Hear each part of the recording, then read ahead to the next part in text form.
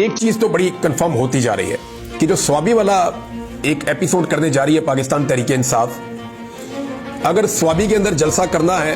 اور اس جلسے کے اختتام میں علی امین گنڈا پور صاحب نے یہ اعلان کرنا ہے کہ جی اب آپ ڈسپرس ہو جائیں اور لوگ واپس اپنے گھروں کو چلے جائیں اور ہم آپ کو اگلا لائحہ عمل دیں گے، تو پھر تو یہ ایک لمبا میچ، ٹیسٹ میچ چلے گا اور دیکھتے ہیں پھر مومنٹم کیسے بنتا ہے۔